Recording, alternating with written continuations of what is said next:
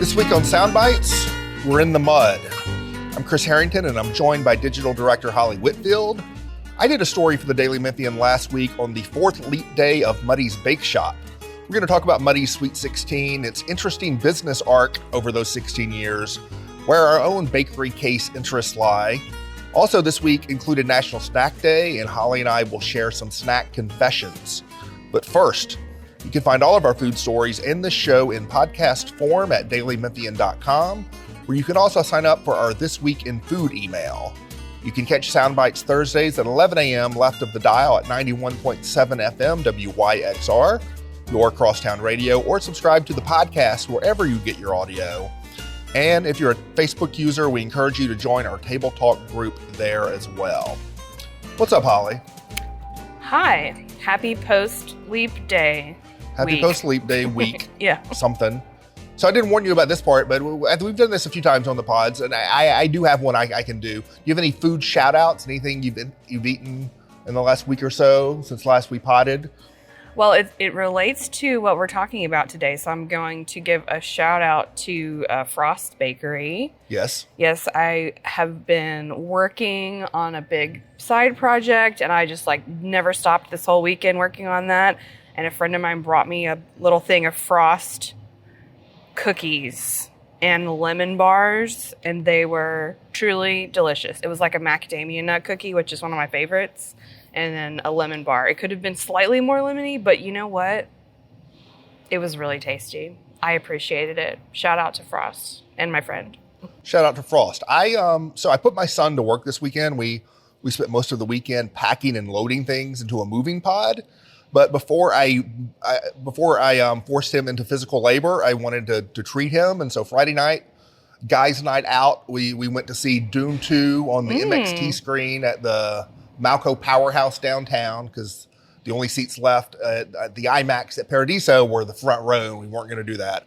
So we went downtown to see the movie, and a little dinner before the movie, we went to Good Fortune. Nice. Which my kids are a fan of, as I am as well. My wife and I had been there with friends a few months ago.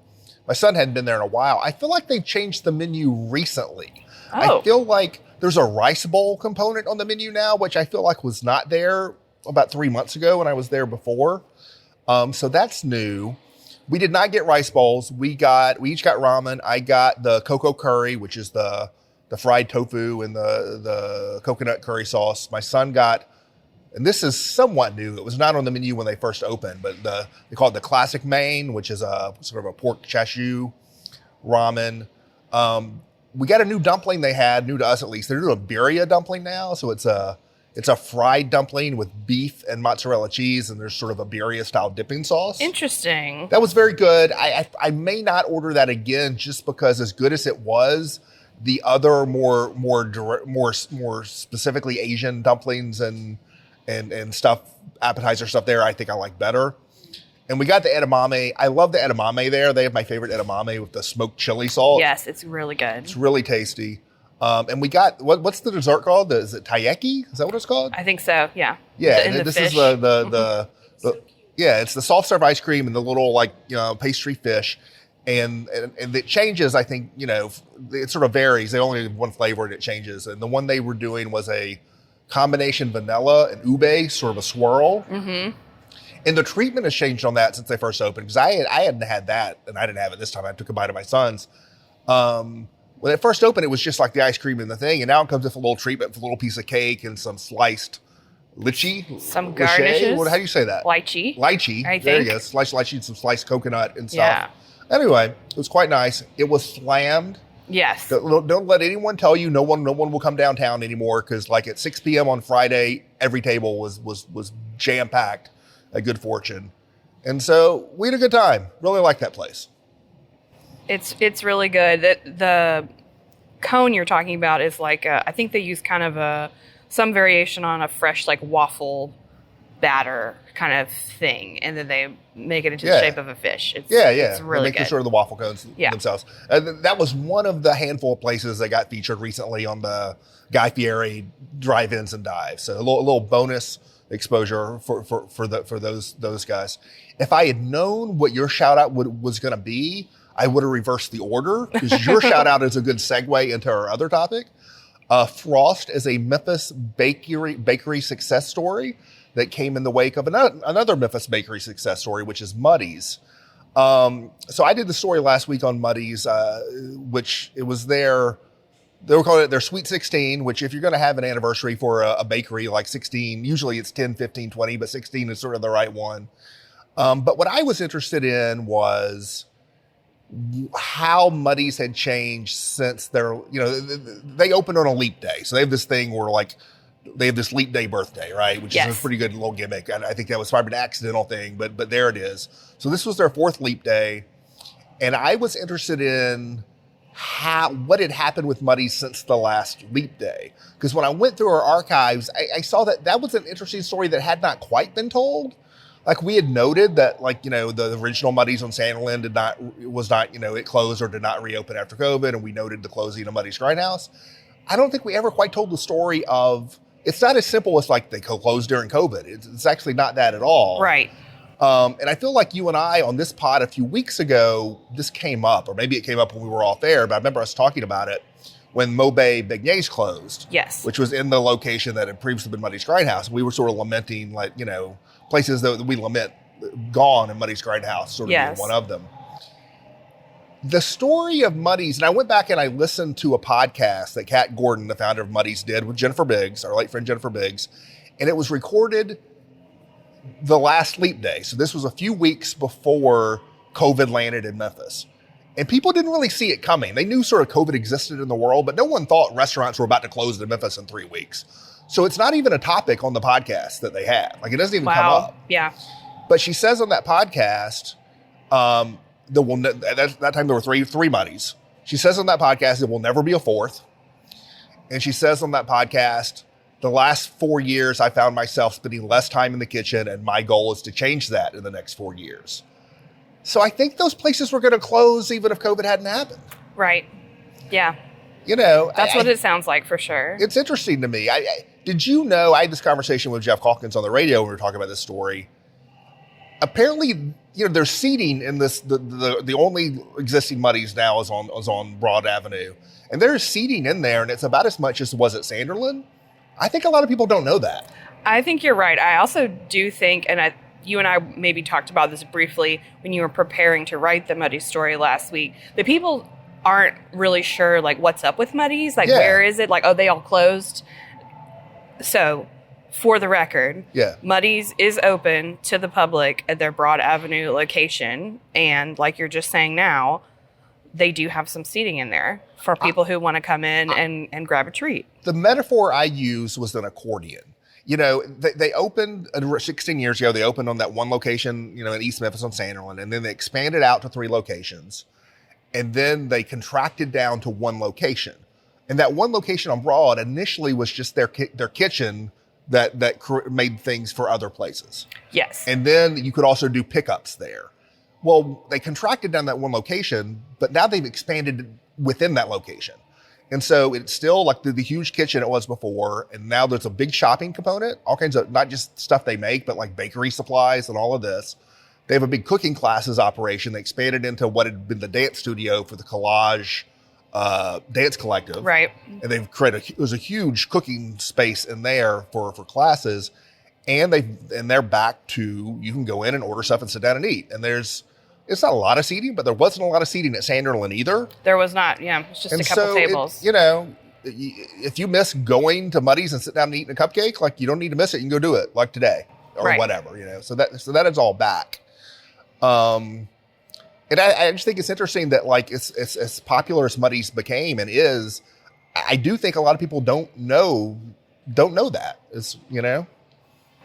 I think a lot of stuff kind of got lost in the ether in COVID, and people kind of lost the thread of what's opening and closing and opened again or never reopening. It's a lot to keep up with, and it also is continuing to change very frequently. So I'm happy to, that we're shedding some light on this Memphis institution that people want to know about. Yeah. So the Muddy's story made me think of a few different topics we could talk about on the pod that I think are interesting. The idea of the institution is one of them. The idea of the cooking classes I want to get to. But let's start with some bakery case rankings. People came to associate Muddy's with cupcakes, and Kat Gordon sort of said to me that 6 months into when they first opened, she started to realize people were calling them Muddy's cupcakes. Yep. Which was not her notion at all. And in fact, her own preferences are not that at all.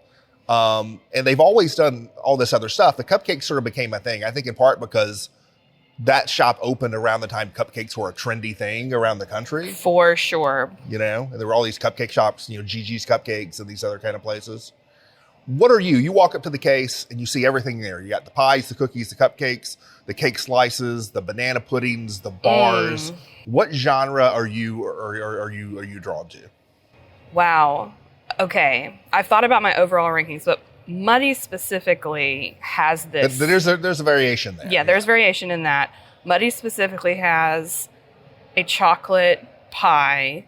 It is the cocoa crackle pie, and I don't even know how to describe it. It's not exactly like a brownie kind of pie, but it's kind of a chocolate chess pie in a way. I don't know if they would call it that, but that's kind of what it is. But the way that it's baked, it has kind of its own crust on top. Yeah. That's very delicate, but it's still there. It has that texture. And then, of course, the regular pie crust is amazing at Muddy. So I'm going to probably go for that with a cupcake as a close second. Probably. I thought you were going to say a cupcake chaser. A cupcake chaser. Yeah. I would go into a coma if I ate both of those, but sometimes that might be worth it. So we have the same top pick. I am a pie first guy, and that actually, the last time prior to when I went to interview her, the last time I was at Muddy's was for my son's birthday. I went, to get a box of cupcakes to take to the bowling alley as one does. And the thing I grabbed for myself was a mini cocoa pie, and which I went and took home. I did not eat it all in one setting. It took a few days. But I like the pies there. And I am partial to, generally speaking, those kind of pies, non-fruit pies. Right. Chocolate pies, chess pies, buttermilk pies, pecan pies, sweet potato. That sort of universe of pies is sort of my thing, sort of my jam. I'm there with you. I think pie is my first choice of the treats. I mean, we've talked before about the peanut butter pie at Hog and Hominy, which I did have recently and hadn't had in a long time because it has this layer of delightfully airy peanut butter. So good. Mousse, but it also has banana pudding. That's like basically my favorite thing to eat in the city of Memphis is that pie. It's really good. I used to eat it every year on my birthday. So pie, love it. I will not turn down a Perkins chocolate silk pie either. It's not on the same level as these others we've talked about, but I think those are some of my favorites. So do you prefer cupcake to just a slice of cake, or is that more of a convenience kind of thing? It's a convenience and a size what's offered. Kind of thing, right? I'd rather have a slice of cake. Yes. I would. With the layering, right? With the layering. And I like a cake that's got I want a raspberry lemon something, or a pistachio rose, whatever, something like that for cake, honestly. Something someone would have as their wedding cake flavor probably would be my top cake pick. Or a coconut cake, actually. I used to not like coconut, and in the last few years... I don't like the texture of candied coconut. Fair enough. Yeah. I got into it, finally, and I'm glad that I did. But yeah, cupcakes are great. I end up dismantling them anyways to get all the bites right and all the texture right, which is what I do with a lot of my food. I don't know if that's TMI, but I'm really big on the texture, which is also why I think I like these kind of chocolate pies, mousse pies, chess pies that we're talking about over a fruit pie. Yeah. So, I mean, I'm probably more likely to get a cupcake at Muddy's than a slice of cake, even though I think the slice of cake is better just because of the size situation. So if you're going to get a cupcake at Muddy's, what is your Muddy's cupcake? What is your typical? Ooh, that's tough. I mean, I kind of like their peanut butter one. It's chocolate and peanut butter. Right. Whatever that one's called. But I will go for a mint or a peppermint and chocolate. Right. There as well. The Prozac's really good, of course. But I will go for those other ones. The Prozac, even though I love the chocolate pie, the Prozac's almost too chocolate for me. And so I my favorite is the strawberry, actually. Ooh. Because the strawberry frosting there tastes of real fruit in a way that, like, and maybe that's a little bit more seasonal, more of a summery spring kind of cupcake. But that tends to be my favorite to go to. But otherwise, I think it's called the capote, the chocolate cake with the more vanilla frosting. I'll tend to do that. Yes. I love a banana pudding. I may not order that as much. One thing I discovered doing the story, they make their own vanilla wafers. They go in that pudding now. And you can buy a bag of their homemade vanilla wafers, which I did not know. Wow. That's a winning move right there. So have you ever taken a cooking class? Yes. Interesting. It's been a long time. It was when I was doing a home and garden magazine at the Commercial Appeal. And we went out and took a class at, was it the Viking cooking school? Was it that? Could have been. Gosh, I don't even remember what we made. I remember we made margaritas. And we probably made some kind of like Mexican food to go with it. But it was pretty fun. I think that's about it. I've witnessed one here in this building at Cross Center, the Church Health Center. They have cooking classes, they do like community classes, little instructional kitchen situation there. I was documented one. I didn't participate in it, but yeah. What about you? I have never taken a cooking class. My daughter has taken cake decorating classes at Frost. Nice, and that she did. I have taken her to those when she was a teenager, but I'd never taken a cooking class. But when I was there doing the interview and touring around, I didn't realize that they do their own take and bake biscuits. Like in the cold case at Muddy's, they have savory stuff too. They have quiches. Our producer Natalie mentioned the chicken pot pies, which I have not had, but you can get those out of the cold case. And they have their own biscuits. And I had remarked that I feel like I am an insufficient biscuit maker. I have not honed my craft at making biscuits. I want to do better. Because at that. It is a whole craft. It's a whole situation you have to commit to. And part of it is that I haven't done it enough. It's like if you do it once every 4 months, you're probably not going to get good at it. Yeah. But I would like to make good biscuits. And the last time I made biscuits was actually from a recipe that we published at the Daily Memphian. It was the Porcelino's biscuits. One of our recipes. And those were really good, but those were a lot of effort. Those were not like get up Saturday morning and whip up a batch of biscuits. And so I remarked to her, like, to Kat Gordon, I remarked, actually come take your biscuit making class. Yeah. And so I got back and while I was working on the story, I decided, you know what? I'm going to take the biscuit making class. So I signed up for it, and I'm going to take a biscuit making class at Muddy's next month. All right. Well, you'll have to report back. I think our editorial director at Daily Memphian, Mary Casciola, also has recently taken a Muddy's baking class and had a good time. Really? I should ask her about that. Yeah.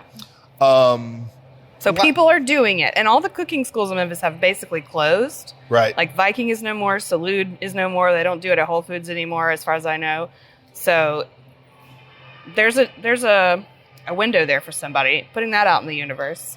So last sort of topic off of this story is the idea of sort of a local food institution. Like at what point can you become an institution? I sort of asserted in the lead that Muddy's had completed the journey from like an upstart 16 years ago to becoming sort of an institution. I think that's a defensible position. Do you agree? Would you classify them as an institution? Yes, I definitely would. I will say, like, when I started with I Love Memphis, which was 2013, Muddy's was on the list of 365 things to do in Memphis. Right. It was fully integrated, at least in that realm of, like, in that I Love Memphis realm of being a Memphis institution, along with all the others, some of which you listed in the story. So the two that she brought up, Kat Gordon brought up, that she sees as sort of as models for her, places that have been around longer than her, family-owned food businesses that are within the city of Memphis that have not really expanded outside of Memphis. The Rendezvous, which, sort of like her, one of the things I talk about in the story, she could have franchised Muddy's. She's had opportunities, she's turned them down. Of course, yeah. Same thing with Rendezvous. There could be Rendezvous all over the country, and there's only the one restaurant. And then Dinstall's, there are multiple locations. Dinstall's Fine Candies. But it's all within Memphis. It's still family-owned. It's been around for like 100 years or whatever. So she brought up those two. I think those are clearly Memphis food institutions.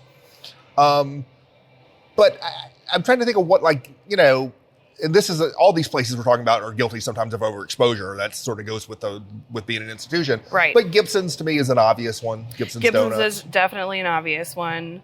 But at the same time, I don't think Pete and Sam's quite qualifies because the appeal is not broad enough. Right. I think it's like a cult classic place with a big following. And a generational following to a certain extent. And maybe part of that is that you have to go sit down and eat there. It's not like Gibson's and Muddy's. People are constantly bringing boxes and stuff to work. And you're able to spread out and have broader appeal because of the kind of thing it is.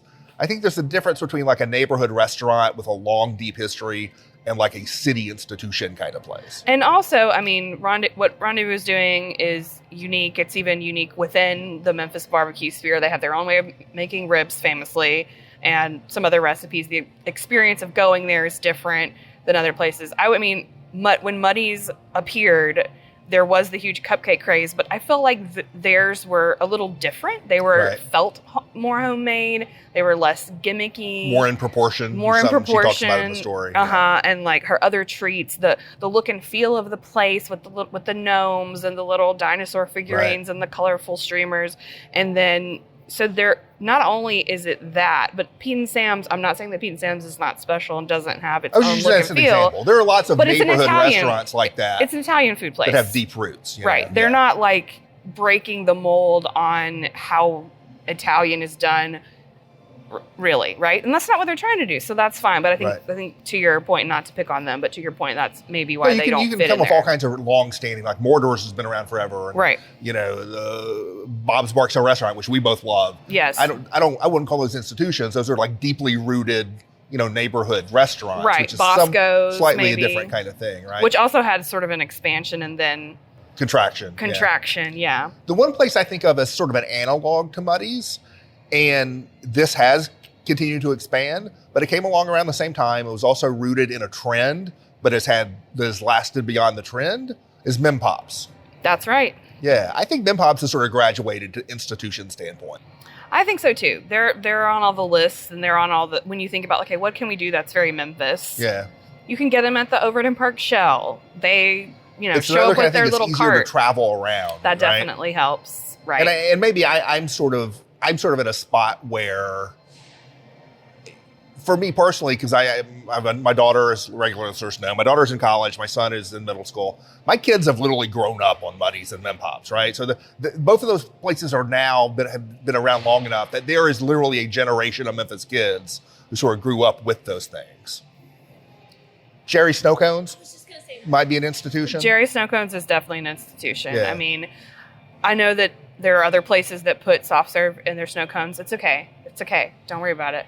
But Jerry's is still like, you know, it's still their own, and they go out of their way to brand their flavors. And also something, so you talked about the first line of your story and how that sort of helps define what a Memphis institution is. It's a combination of good luck, hard work, but what Kat said in the very last line was like so key to me.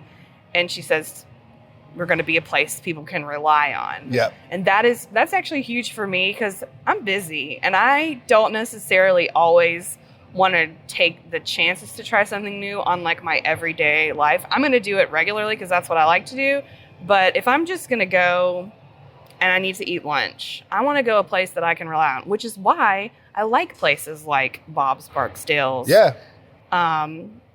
And why I went to Holiday Deli all of the time until their demise, because it was going to be consistent. It was going to be good. It doesn't mean I get the same thing every time, or maybe it does. But I thought that was really important as well, because there's been so many trendy places that open, but they cannot deliver consistently. And people will eventually recognize that and back away. You know, when you're talking about Good Fortune, that's an interesting one, because if Good Fortune keeps doing what they're doing for like, they're young in the game. They're see. Young. They're really young. They've been a quick success. It's very good. It's very popular. We'll see where it goes. Yeah. But if they can remain consistent, that will be a really big part of whether they become like, oh, we're on the list of 5 places. You got to go. Right. So we had a few minutes left. You alerted us that it was yesterday, as we record, yesterday was National Snack Day. Oh, yes. We were going to do some snack confessions, and the bit of unintentional comedy, as you know, this reveal can't happen live on the pod, but we both whipped out the snack that we happen to be carrying around with us today. And of all the snacks in all the world, of all the gin joints in all the world, we walk into the same gin joint. Holly and I are both carrying a Nature Valley protein bar of peanut butter and dark chocolate. Yep. Identical. Identical. It's so funny because I just put that in my bag, like as I was leaving to come here as well. Like it was really This is not product special. placement, but hey, Nature Valley, get with us. Maybe we can work something out. It's the chewy ones, y'all. It's not the ones with the crumbs that like explode all over your whole life. Those like Nature glitter. Valley granola bars are so crumbly. They make a mess. They're like the glitter of granola bars. Yeah. So we're both being quasi-healthy today with our Nature Valley protein bar. We can argue whether this is healthy or not, but at least it's in the realm of the debatable. Yes. Unlike like a box of Oreos. Yeah. At the same time, we're not walking around like nibbling on like raw carrots either. We're sort of, we're in the normal. We're in the mainstream. I want to here. actually eat the snack, when I'm hungry later. All right. So what else you been snacking on lately? I mean, I snack on boring people stuff like cheese and crackers. And you did mention raw carrots. I will eat some raw carrots and hummus. I feel like that's actually what I'm going for. But I will tell you this. I also like to keep like dips in my fridge for when I need just a quick bite. And this can be Tom's Tiny Kitchen pimento cheese if I'm feeling real fancy. It can also just be like chicken salad. Can also be delicious hummus or the restaurant style salsa from the cold section at Kroger. Yep, So those are my favorite dips. I have a 14-year-old son, and so every weekend I go to Target and basically fill up my cart with snacks. And some of his snacks I like and some I don't. The goldfish and the Cheez-Its are all for him. Mm-hmm. That's all for him. The reason I have the Nature Valley protein bar is that this was his choice. I was like, oh, I like these too, so I've started to eat them. Nacho cheese Doritos, we tend to have in the house. Welch's fruit gummies, we tend to have in the house. He's constantly exploring different kinds of protein Those are bars. some good snacks, honestly. Yeah. He's constantly buying different kind of protein bars, most of which I don't like, but the Nature Valley ones I do like. He's also got into Tate cookies lately. And he bought one recently that was a vanilla cappuccino Tate cookie. That was pretty good. We still have Girl Scout cookies in the house. My dad bought a bunch of Girl Scout cookies and sent everyone their favorite Girl Scout cookies. And I am the most boring person in the world. Guess what my favorite Girl Scout cookie is? Shortbread.